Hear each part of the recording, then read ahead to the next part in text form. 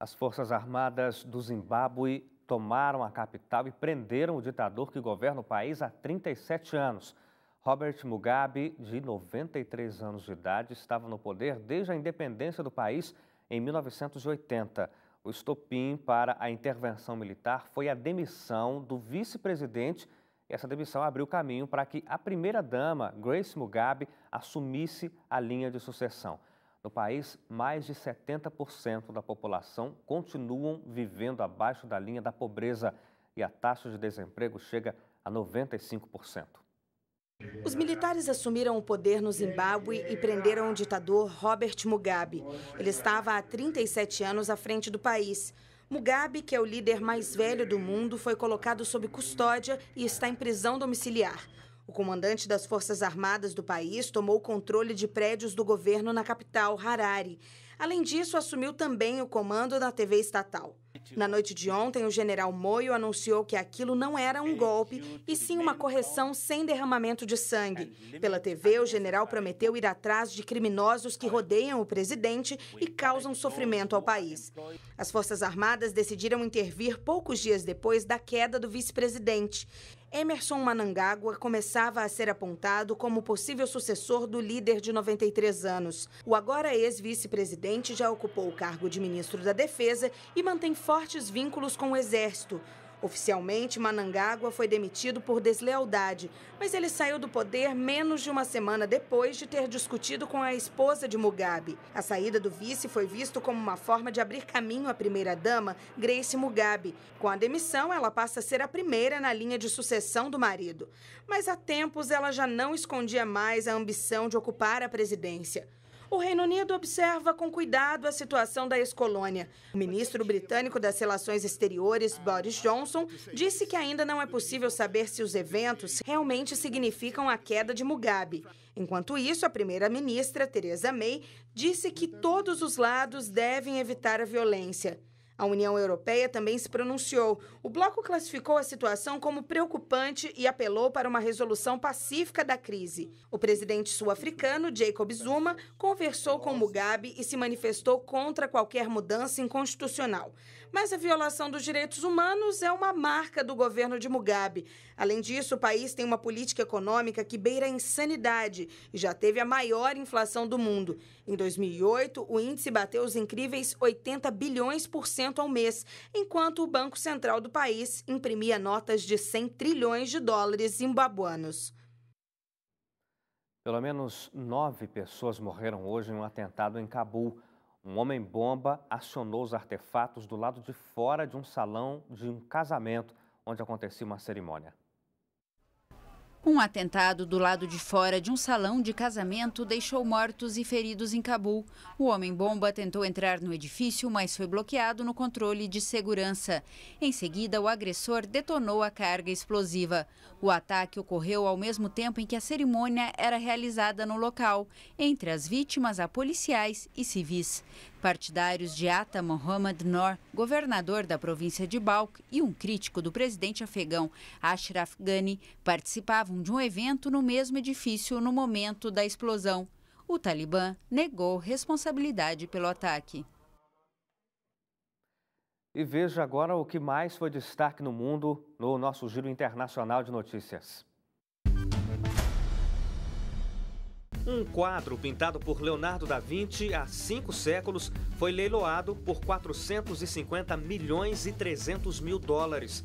A tela O Salvador do Mundo, que apresenta um retrato de Jesus, é a única obra do artista italiano que ainda é mantida em coleções privadas. O quadro chegou a fazer parte da coleção do rei Charles I da Inglaterra, mas em 2013, um bilionário russo comprou a obra por meros 127 milhões de dólares. De acordo com a casa de leilões responsável pelo evento, o valor alcançado representa um novo recorde mundial para a venda de obras de arte. O leilão durou cerca de 20 minutos. O preço inicial era de 70 milhões de dólares e 3 minutos depois já tinha alcançado 200 milhões. A tela Salvador do Mundo é a mais importante redescoberta artística deste século. Em 2011, depois de um longo processo de restauração e análises, especialistas eliminaram muitos anos de dúvidas e confirmaram a autoria de Da Vinci. O Papa Francisco foi presenteado com um carro da marca de luxo Lamborghini. O modelo é de cor branca e possui detalhes em amarelo, que são as cores da bandeira do Vaticano. O pontífice assinou o capô do carro. Francisco determinou que o veículo vai ser leiloado e o dinheiro arrecadado vai financiar 4 projetos humanitários. O preço do modelo gira em torno de 200 mil euros, cerca de 780 mil reais, mas a expectativa é de que seja arrematado por um valor bem mais alto. O dinheiro arrecadado vai ser usado para financiar um projeto de reconstrução de residências, locais de culto e infraestrutura básica na planície de Nínive, no Iraque. Mas o Lamborghini também vai financiar 3 associações italianas. Uma delas ajuda vítimas de redes de prostituição e as outras 2 atuam na África. O Senado da Colômbia deu aval para uma lei que vai regulamentar um mecanismo da justiça transitória para os rebeldes das antigas Forças Armadas Revolucionárias da Colômbia.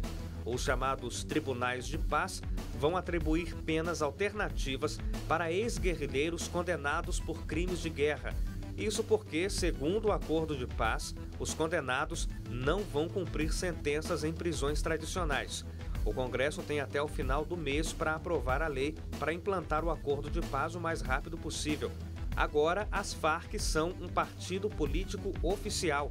De acordo com o pacto firmado com o governo, os ex-guerrilheiros vão ter 10 assentos garantidos no Congresso até 2026 e já anunciaram vários candidatos para as eleições do ano que vem.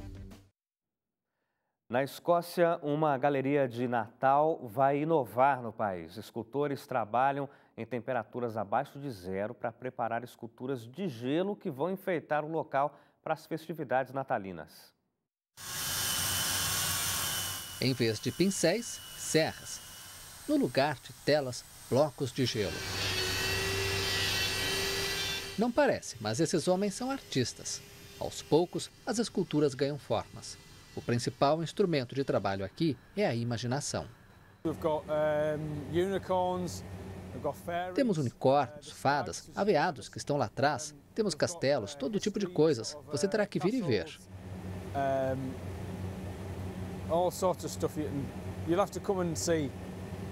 Eles estão criando as famosas esculturas de gelo no mercado de Natal de Edimburgo, na Escócia.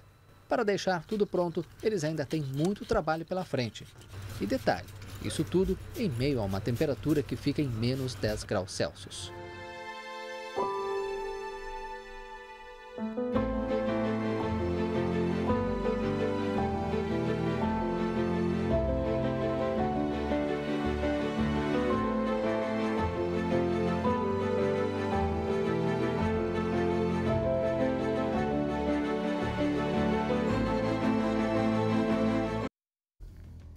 E aqui no estúdio hoje, Ana Bezerra tira dúvidas sobre direito virtual.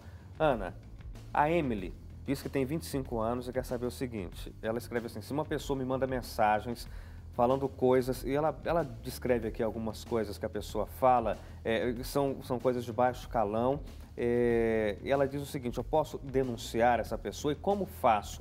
E mais, essa pessoa me escreve dizendo que se eu falar para alguém, vai me matar. É uma ameaça muito grave. Sim, e ameaça é crime, não é? Então, com certeza, ela pode sim fazer a denúncia.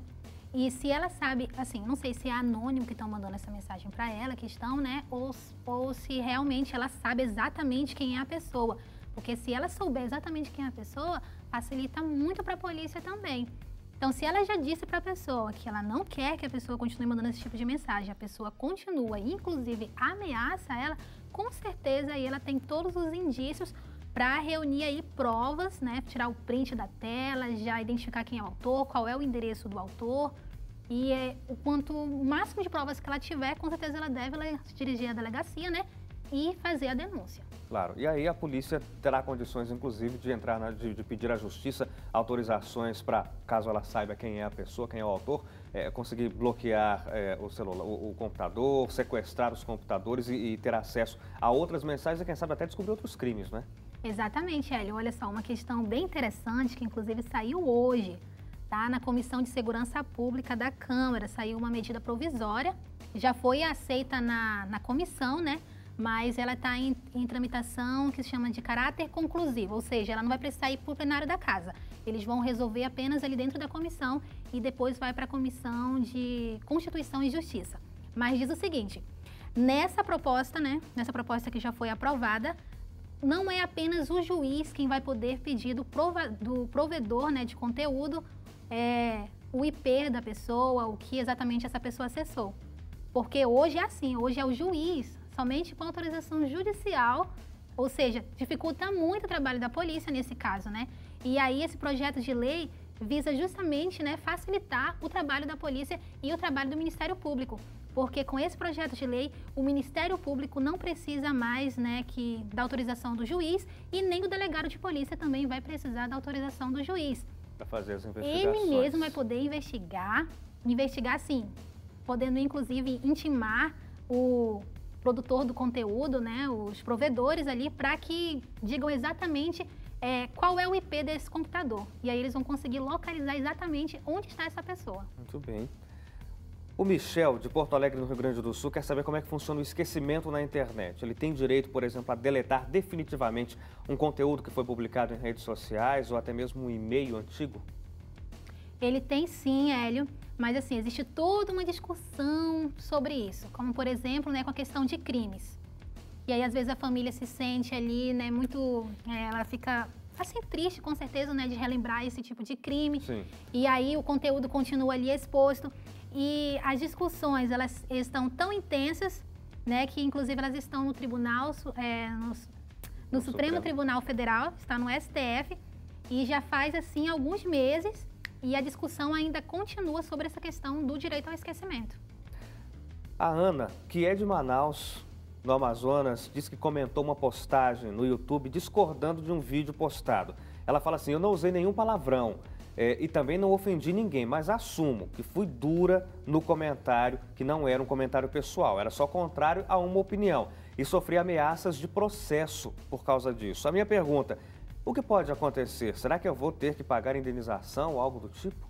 Olha, aí o juiz ele vai analisar direitinho o seu caso, né? Então vamos ver, eles vão observar aí o que exatamente você disse, se não foi nada assim de baixo calão, né? Se você, de certa forma, não ameaçou a outra pessoa. Porque existe a liberdade de expressão e você pode sim dizer, né? Agora, seria ruim se ela utilizasse a liberdade de expressão, mas de forma anônima, porque isso aí já o direito ele já proíbe. Então, você pode sim falar, mas que você tem que registrar ali exatamente quem foi que falou, né? No caso, se ela realmente colocou, foi eu que falei, e se ela fez isso dentro do que é legal, né? Sem difamar outra pessoa, sim, ela pode. Certo. A grosseria não é crime. Não é crime. A pessoa pode ser grosseira. Exatamente. Mas não pode ofender. Nesse caso, né, o dono do canal, né, ele pode muito bem excluir a pessoa, mas não quer dizer também que agora, né? Mas assim, normalmente eles não querem excluir não, né? Porque eles querem que tenham bastante gente ali para ver o conteúdo dele, né? Outra pessoa fala sobre algo mais ou menos nessa linha. Recentemente li num jornal que uma pessoa pública processou e teve causa ganha num episódio em que o agressor o chamou de fascista. Isso serve para injúrias em que o agressor ofende pelas redes sociais? Como proceder? E como proceder se o agressor usa uma conta fake, uma conta falsa? Aí vai caber, né, a polícia, você vai ter que ir lá fazer aquele boletim de ocorrência, né? Principalmente se você tiver acesso a uma delegacia especializada em crimes digitais, é muito melhor. Vai ser mais fácil para conseguir encontrar o exatamente. Quem é exatamente essa pessoa, né? O que foi que ela fez, e encontrar que horas que ela acessou, que horas que ela saiu, né? E exatamente o que foi que ela publicou. Ok. Ana Bezerra, muito obrigado pela sua colaboração mais uma vez aqui no Jornal do Novo Tempo. É sempre um prazer, Hélio. Boa noite também aos nossos queridos amigos. Muito obrigado, Ana. Obrigado a você também que escreveu para a gente, mandando aqui suas dúvidas, suas perguntas.